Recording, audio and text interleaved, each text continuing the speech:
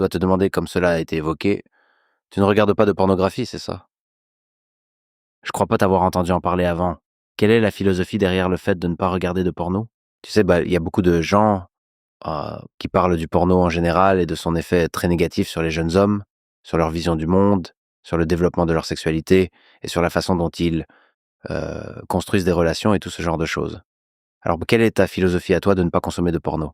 Je ne regarde pas de porno parce qu'en fait, à mes yeux, c'est juste un substitut ou un genre de palliatif à quelque chose de réel, quelque chose qui existerait autrement. Et tu vois, ce n'est pas vraiment nécessaire dans ma vie. En fait, dans tous les cas, tu vois, ça te force juste à échanger un peu de ton énergie, un peu de ton inspiration, contre un moment de plaisir qui ne dure pas vraiment et qui est très fugace. Et franchement, ça n'a pas vraiment de logique si tu y réfléchis. Et de toute façon, comme je l'ai déjà dit, ce n'est pas la réalité. Donc disons que tant que tu peux accéder à la vraie chose, eh bien, tu n'as pas besoin de regarder du porno. Mais si tu ne peux pas accéder à ce qui est réel, tu ne devrais quand même pas regarder du porno, parce que ça veut dire qu'il y a une sorte de manque, un vide dans ta vie, quelque chose qui ne va pas, un problème que tu dois affronter et surmonter par toi-même.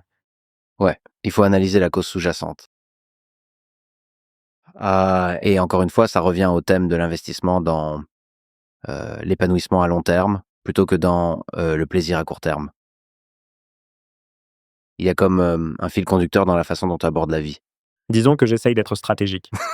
J'essaie d'agir en partant du principe que je ne vais pas mourir dans l'heure qui vient, mais que je vais rester encore un moment, que je vais être là pour un certain temps, malgré le fait qu'au fond, nous sommes tous mortels.